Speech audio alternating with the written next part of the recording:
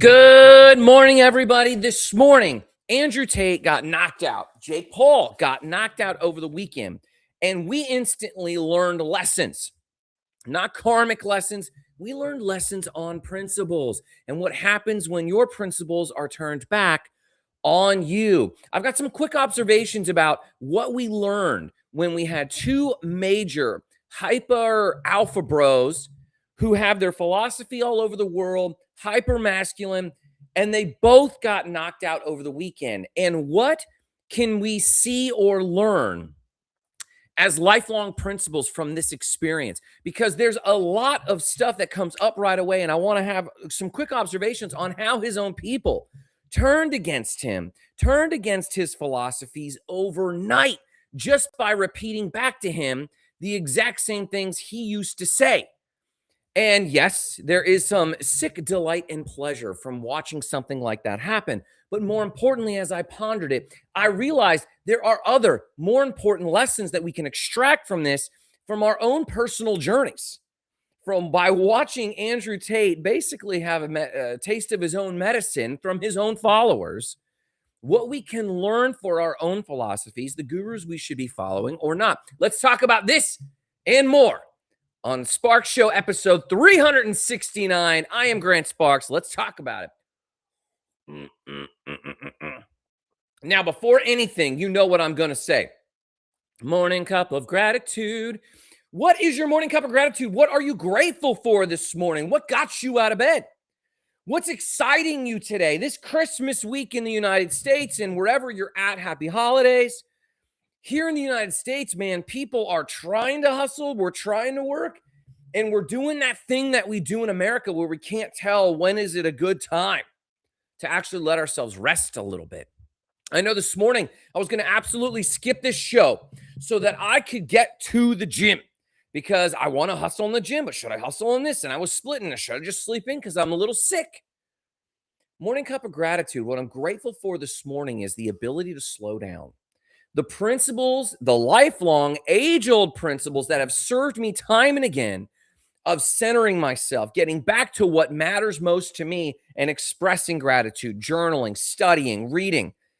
What are the core principles, the core practices? And that's a big clue that you have.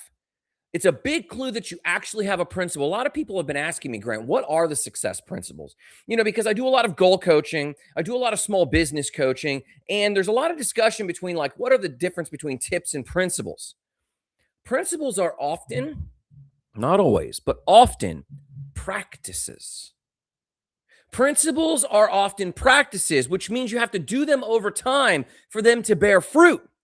How do you know someone just has charisma and they're just wielding that charisma? In Stephen Covey's 7 Habits of Highly Effective People, it talks about the difference between character-based ethics and charisma-based ethics.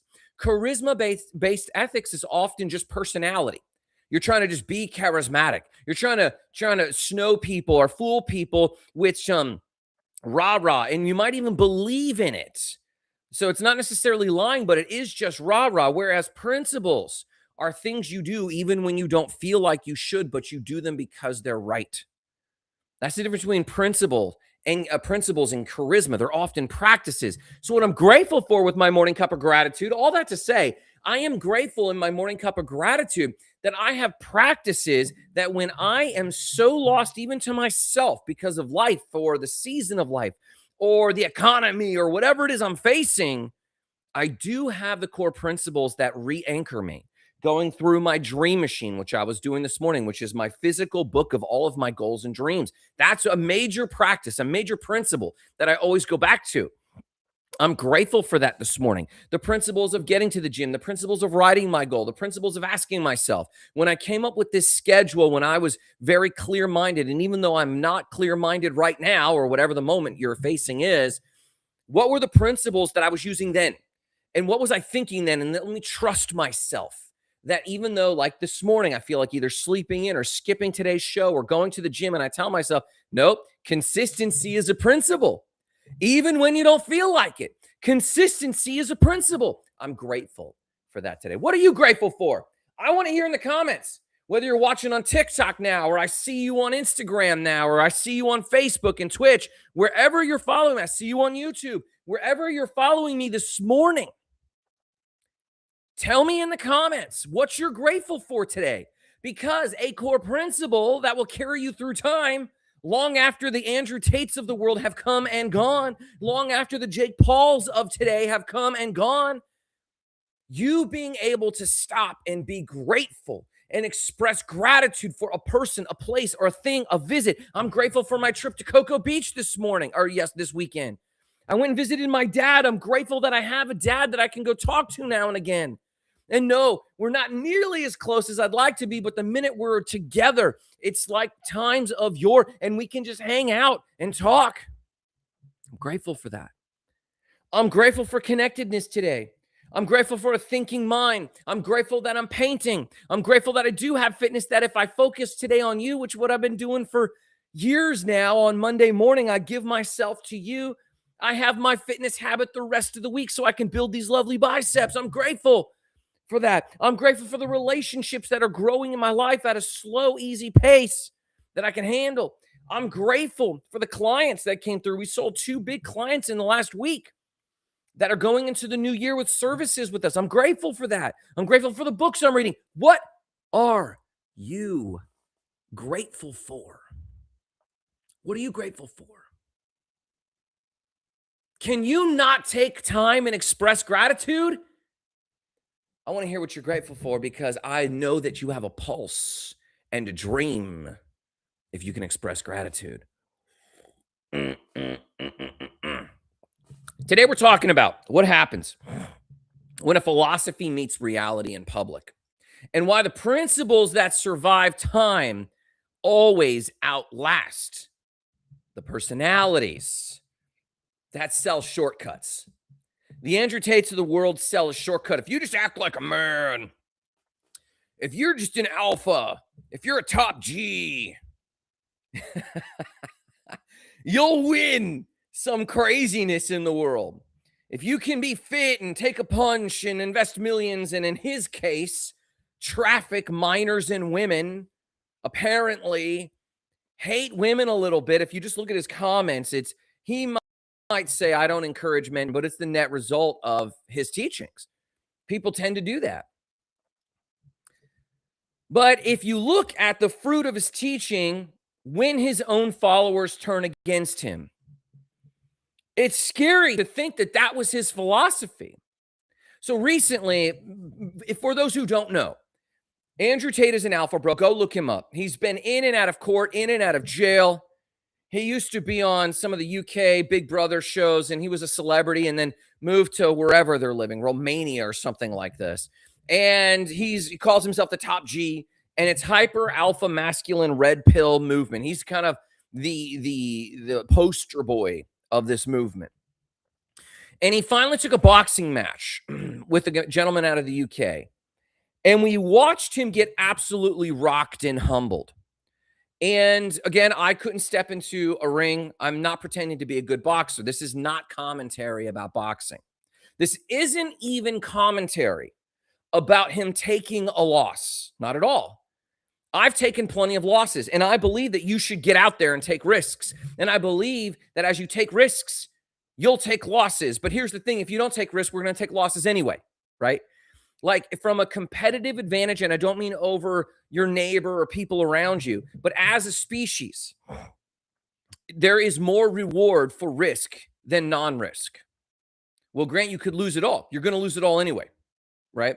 I have no problem with people like Andrew Tate stepping into the ring in boxing. This is not commentary on that. This is not commentary on Jake Paul getting absolutely rocked and taking a loss. Not at all. In fact, I have immense respect for anyone, not necessarily for Andrew Tate or Jake Paul, but anyone who's going to step into a ring and put themselves out there. I, for 369 days, have put myself out there. And in some ways, I've gotten rocked. Few people watch the show anymore. They watched it when I was talking about stuff that everyone wants me to talk about, crypto and making people lots of money. But I pivoted to talk about stuff that matters to me, like character. And I've gotten rocked. No one's really into that. They want to know the get rich quick. They want to know the shortcuts. Buy my crypto. buy my token, buy Trump coin, buy Dogecoin. And all of that BS of selling shortcuts. Recently, after Andrew Tate's loss, we watched in the comments his followers eviscerate him. Again, I don't mind if someone takes a public loss and steps into a ring. That's very respectable, but his followers don't. He has trained his followers to shame people who take losses. He has trained his followers to eviscerate, make fun of, ridicule anyone who takes a public loss. Then later he posted, hey, I'm going to be doing a podcast that basically debriefs the fight. So he and his brother and his little team were going to go on live, which they do quite often. And they were going to explain, okay, let's follow the fight and let's see what happened. And the people, his own followers in the comments, absolutely ridiculed him. They posted photos of him on his knees, hugging his opponent's legs, barely conscious. And they were commenting, oh, I guess less than a top G, you're more a bottom G now. His own followers. When your philosophy trains your own followers to eat you alive, if you show any sign of weakness, you do not have a philosophy that will stand the test of time. I'll say that again. When you, Arab Chick, thank you for the LOL. Arab Chick said, oh, shit. If you go watch and go read the comments, Arab Chick, I don't know if you've had the opportunity to do this, but Arab Chick, if you go look at the followers in the comments on his Twitter, when he says he's going to review his fight, his own followers cook him. And it's only embarrassing. Again, the boxing loss is not embarrassing. Us getting cringe out here is not embarrassing. When the philosophies we have lived by cannibalize ourselves, we need to look in the mirror and check ourselves and realize our philosophies are shit and don't stand the test of time. They don't build people up to be better. They don't build men up to be strong and uplifting when we show weakness. No, it was like rabid dogs in Lord of the Flies in his comments, his own followers. What if every time Oprah Winfrey showed something vulnerable, her own followers eviscerate her? You would never see this. What if Mr. Rogers had a moment of vulnerability? And if you watch the interviews of Mr. Rogers fighting for young people's rights as it comes to public programming back in the, I think it was the 80s, he was in congressional hearings. If you go look at that, his own followers aren't eviscerating him for showing vulnerability. He's a man of character. Oprah, a woman of character for the most part, from what I know. When you see people, Michelle Obama, another person, if she shows vulnerability, were her own followers shred her? Never. Never. These are people of character. So when you watch someone like Andrew Tate, again, get knocked out, not disrespectful, and watch his own followers, you have to check yourself and ask yourself this question. Do my philosophies teach anyone who might actually follow me, teach them to be strong, not by eating the weak, but by healing them? We had a great study. There was a major study, this whole alpha wolf study, these alpha studies. And I know that you've probably seen this, but this is a good time to give you a healthy reminder of what is alpha. We often have thought that alpha is the wolf leading the pack. This came from wolf studies years ago. And alpha wolves are those that are leading the pack. They're the toughest. They're the ones that can win any fight. This is not true. This has been massively disproven. When they recently, or fairly recently, relatively recently, released a whole bunch of new wolves into Yellowstone National Park, in the national parks, they saw an equilibrium. The rivers got clearer.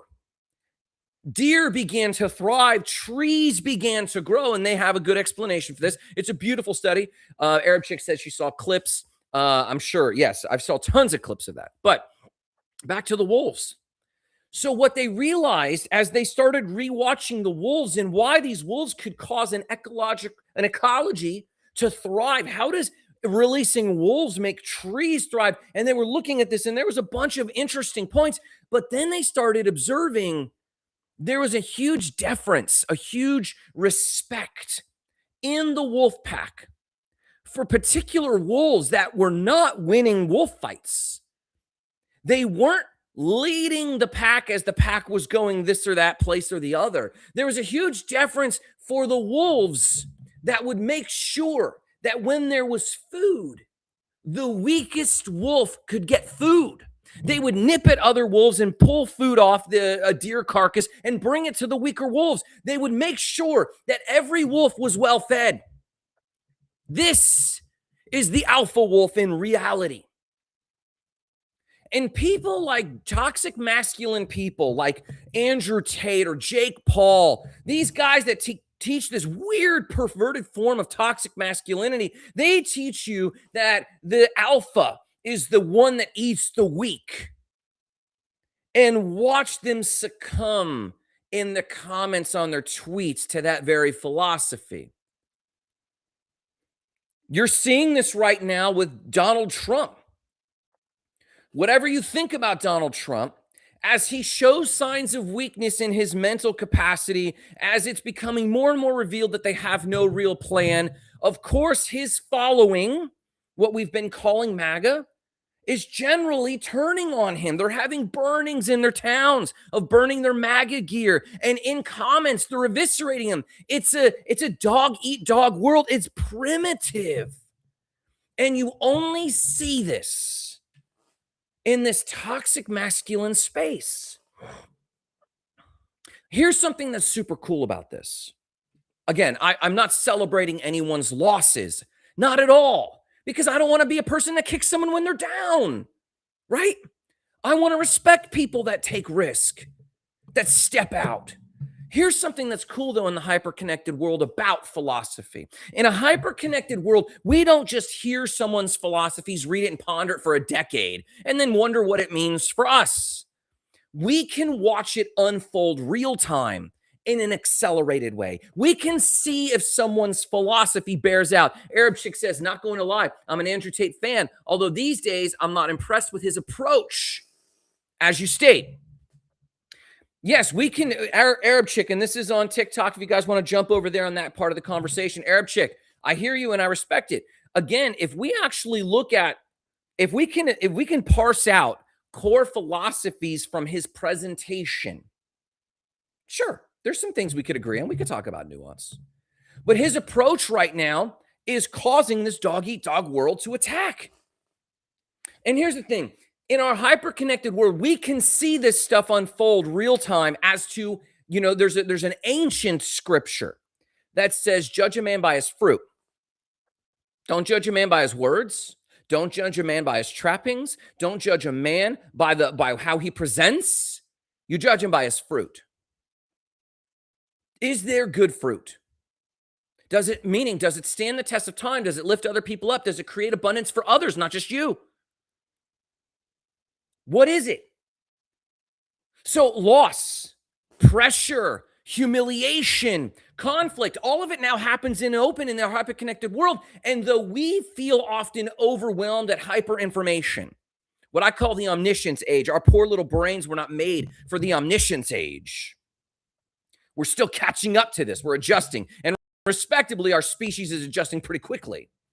What it reveals something uncomfortable very quickly. And that is as many modern philosophies and belief systems collapse quickly. And this is good.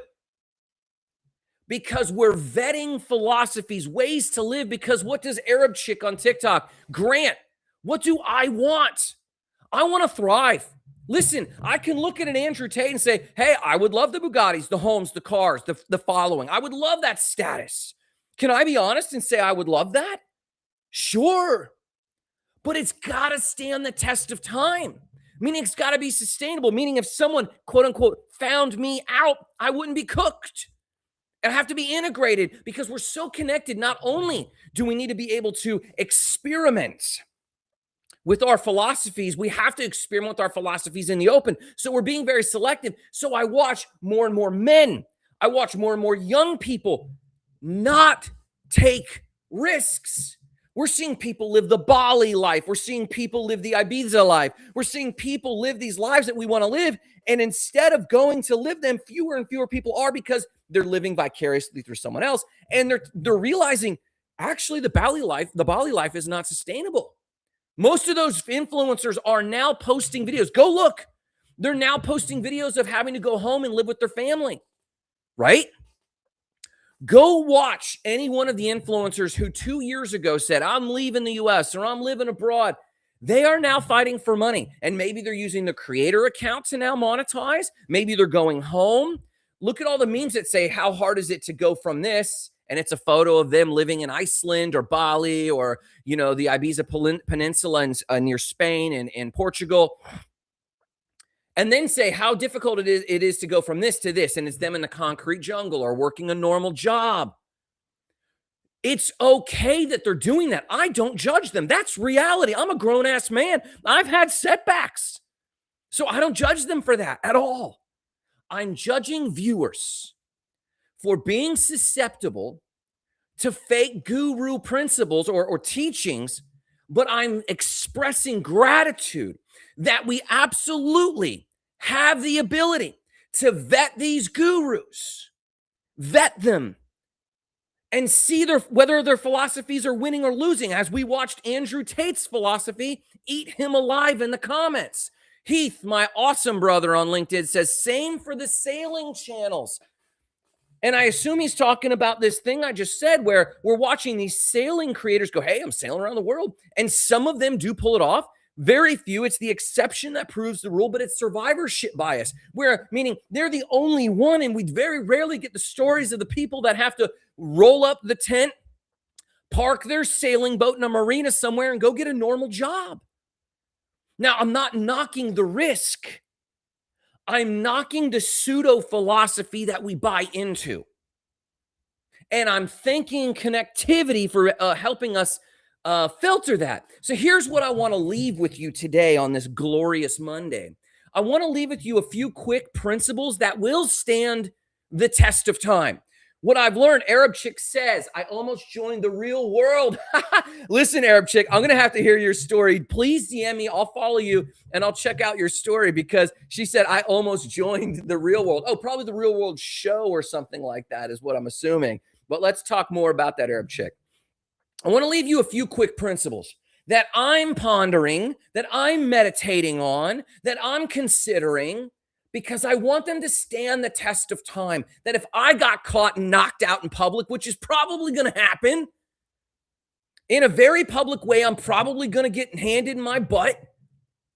But if I can live with character up to that moment, the feedback loop I will get from the world is encouragement and support. Arab Chick says, I actually had my credit card out and input in. Somehow it didn't go through, LOL. Oh my God. I didn't realize you had to pay to be on the real world, Arab Chick. That's a whole nother game. Principle 1, power without character cannibalizes itself. Let me say that again. Principle number 1, power without character cannibalizes itself. I'm going to drop this in the comments because I think this one principle is super powerful.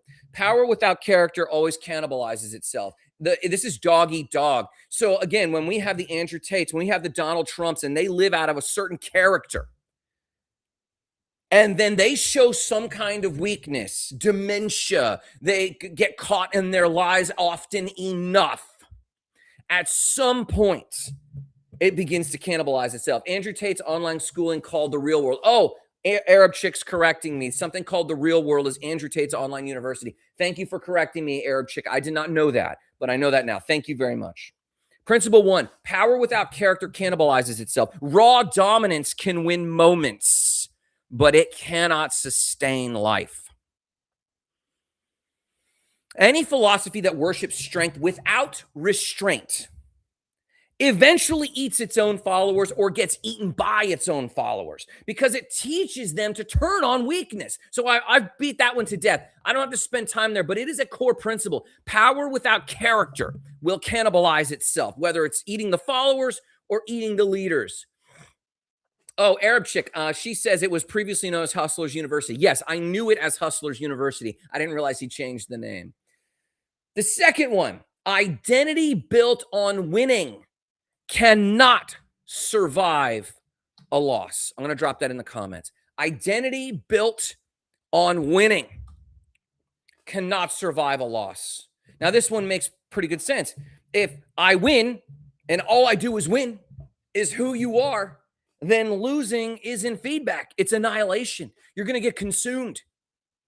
Ancient wisdom always separated who you are from what happens to you. It is wisdom. Listen, if you take one nugget away, take this. Who you are is different than what happens to you. It's always how you respond. Modern guru culture, it fuses them. It says that what you go through is who you are. Are you living in Bali? That's who you are. Now, in a lot of ways, these are part of your story, but the identity is something that you could shift away from the story at any time. Here's the principle. Ground your identity in values, not outcome. I take risks. Great. That's a good identity because you'll always take a risk. Ground your identity in values, not outcomes. I keep stepping up to the plate. I keep growing. That means I either win or I learn. I don't fail. And if that had been Tate's core philosophy, and he had ingrained that in his following, maybe they wouldn't have been so quick to give him shit when he lost. Here's the third principle. Meaning outlasts status. Tate and people like them, Dog Eat Dog, Alpha Bros, Donald Trump, all these people really emphasize status. They emphasize titles. Status is loud. Meaning is quiet and durable. Meaning is quiet and durable. Civilizations don't remember who flexed the hardest, unless you're talking about ancient Egyptians as they flexed with their pyramids. They do remember who built something. Civilizations remember who built, who protected, who healed, who taught, who sacrificed. Right now, if I ask you to tell me some historical figures, though they might have flaws, granted, they will remember the acts of healing, the acts of protection, the acts of building, the acts of teaching, the acts of sacrifice. Nearly every mythology, even modern mythologies, the myth of Martin Luther King, because there's realities of whether or not they were philanderers or whatever. It doesn't matter to what we remember. It does matter on an analytical side, but society remembers them for the things they did to create meaning. Any system that defines success as being above others eventually collapses under the weight of comparisons. We get bored with people who compare. I stopped following Andrew Tate because he was always comparing, and it just kept going and going. And I was following him in the early days, but then I pretty quickly was like, man, he's playing finite games instead of what Simon Sinek calls infinite games. You need to play infinite games that have no end. Creating meaning has no end. Arab chick says, yeah, me too. I got over him. And again, I mean, we got over him for a variety of reasons, not just, not to poo-poo him necessarily, but eventually it just gets old. Meaning and creating meaning for others and yourself does not require you being above others. It requires being for something. What do you stand for? And if we ask Alpha Bros what they stand for, if we ask Alpha Bros like Andrew Tate and Jake Paul and Donald Trump what they stand for, they're going to flounder and then just say some soundbite. And we can sense it doesn't come from a sincere place. I stand for igniting lives of explosive significance. I have for over a decade or more, and I will put it on my tombstone. Igniting lives of explosive significance, helping people find meaning and purpose and live bigger goals. And I'm challenging myself now because I haven't been living up to that myself. But it's what I stand for. It's what I sacrifice for. Fourth principle is this: discipline beats motivation every time in every era. Motivation is emotional sugar. Discipline is nutritional.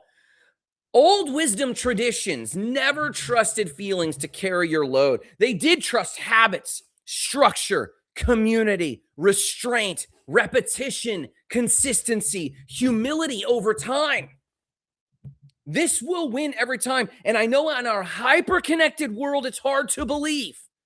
But humble, persistent consistency over time will win, not over other people. It will beat entropy in your life. It will beat resistance in your life. Arab chick says, I used to like him so much that I have my Alexa address me as Gina Tate. Yeah, girlfriend. She says, I need to change that. And I say, yeah, girl, you got to change that, Miss Gina. You got to change that. You got to change your identity and change your identity to something that lasts. Let me give you an example, Arab chick. Arab chick just said she changed her Alexa to address her as Gina Tate, which I respect, especially when you're in the throes of inspiration, right? My real name is Grant Niedu, Nieddu, but I go by Grant Sparks. It took me a long time to decide on that, and it's a very simple title. But I can go to the grave with people referring to me as Grant Sparks. It's timeless. I encourage you, Arab chick, find something that's timeless to you. It might seem simpler on the surface than something specific, but to me, like I could have named myself Grant Goals, but sometimes I might teach on principles instead of goals. Grant Sparks, because I ignite lives of explosive significance. Fifth principle is this: relationships are the final scorecard. And this is the one that I have struggled with the most, if I can be transparent and vulnerable to you and you not eat me alive. If you saw the earlier principles, you know why I'm laughing. Relationships are the final scorecard. This one never changes. I see Wildleaf Wanderer was watching for a while, Miss Marissa. She prioritized finding her community, and it took her around the world. It took her out of this place that we lived, and she moved to the mountains and changed her entire life. And there was other things going on, but that was a huge, huge factor. Going to find your community. And community will always reveal truth in the end, because if you are down and out and there is no community, you will know if you have sown the seed of relationship building community. And I can confess here to you, I have not done this as an adult well at all. And I'm conscious, and I'm trying to remind myself that I'm saying it every chance I get so that I make the changes I need to make. And it is hard. It is hard to make those changes. When the noise fades, the question is brutally simple. Who stays? And I don't mean stays in your geography, but who sticks to you? Who trusts you? Who says and expresses and acts like they feel safer and stronger and more alive because you existed? This is the scorecard. The ancients said it absolutely simply: a good life is a connected life, not a conquering one. Think of Alexander the Great. His own people took him. He did big things, but his own people took him. Who sticks? Jesus had everyone abandon him except a few. Who sticks? An age-old principle that no matter how connected we are and how many gurus we listen to, an age-old principle that no one can shake a stick at is that it takes real life investment to build the type of friends you actually want. Not the ones who abandon you when you stop living in Bali. Not the ones who abandon you when that business collapses and you really need help and you have to start over driving DoorDash. That's reality. And that's okay. Just like I'm okay with Andrew Tate getting knocked out, and I'm not going to judge him for the knockout. I'll judge him for how people treat him for the knockout. Jake Paul, the same way. You should have seen the amount of Puerto Ricans in Jake Paul's comments being, get the hell out of here and quit misrepresenting Puerto Rico. You're not even Puerto Rican. They don't want it. You will be judged. The people around you are the standard of measure. And if that is truth, then I am personally convicted. The sixth principle is this. You got to hear me on this. This is green pill shit. If Andrew Tate and Jake Paul and Paul Logan and all these, or Logan Paul and Donald Trump and all these people are on their alpha bro BS, and they are red pill. You've got to look into the green pill movement. It's about progressive masculinity. It's studying masculinity as it emphasizes itself, but also fulfills its role with the species, which is protecting, not cannibalizing. It's character, not consumption. Green pill movement says this, and this is the last principle. And the green pill movement didn't come up with this. This principle is ancient, and its humility is not weakness. It's anti-fragile. Humility is the ultimate show of strength because it's anti-fragile. Humility can take the hits, so it apologizes, even if it's not its fault. Humility is not weakness. It's anti-fragile. It's the paradox that the internet keeps rediscovering. The people who say, I was wrong, I lost, I need to grow, are the ones who last. The people who apologize right away, they're the ones whose names get said over and over and over again. Over time, I will admit no one's ever heard of me. Everyone's heard of Andrew Tate. So I haven't had any flash in the pan, right? I haven't been a bright shining star that I wish I was. No, of course not. But I believe that my name will be said longer by the people close to me than those who operate on charisma only.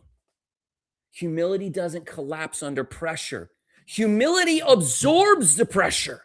Arrogance, on the other hand, requires constant victory to stay alive. They need constant press releases to stay strong because they are dependent on that accolades. Humility is anti-fragile. It could go into the woods and meditate for 2 years and it just continue to be what it's going to be. Arrogance is exhausting. It's an exhausting way to live. Narcissism is an exhausting way to live.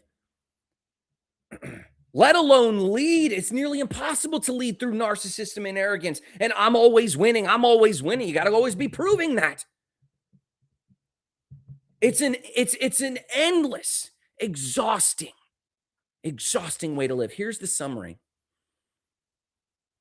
We are watching in accelerated time what used to take generations to learn, what used to take book reading after book reading after book reading, and ingrain in ourselves what works and doesn't work.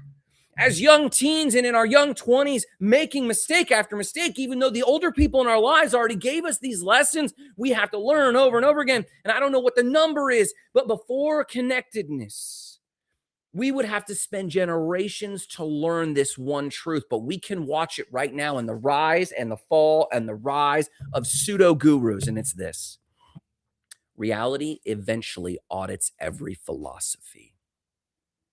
And thank God we can watch this real time at an accelerated pace.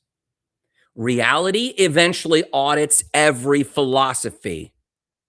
What does it say? You can have every plan is perfect until it encounters the enemy, something to that effect. Every philosophy is beautiful until it counters reality. Thanks to connectedness, this audit happens fast for us if we allow it. And here's the thing: if we are open and humble, we can learn these lessons faster. But if we're stubborn and strong-willed, it will take us longer. Watch those who are humble in heart. They get to truth in this lifetime, and by proxy, live a degree of peace. But those of us who still live, even with remnants of alpha bro pseudo philosophy, stubbornness, grit, I'm going to win, red pill toxic masculinity instead of green pill ancient masculinity, the ancient principles keep winning, not because they're old, but because they're aligned with how the human mechanism flourishes. Emotionally, socially, spiritually, over time. It's not just nostalgia to live on these principles I outlined. It's not nostalgia. It's data collected At first in books and tomes and myths and mythologies, but now in every single click, in every single like.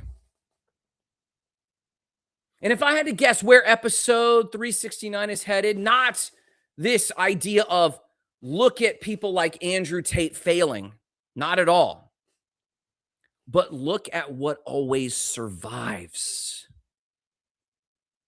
which is a far, far more hopeful and therefore more dangerous, in all the right ways dangerous message. No matter what you do today, remember the mission: igniting lives of explosive significance, starting with your own. Have a great day.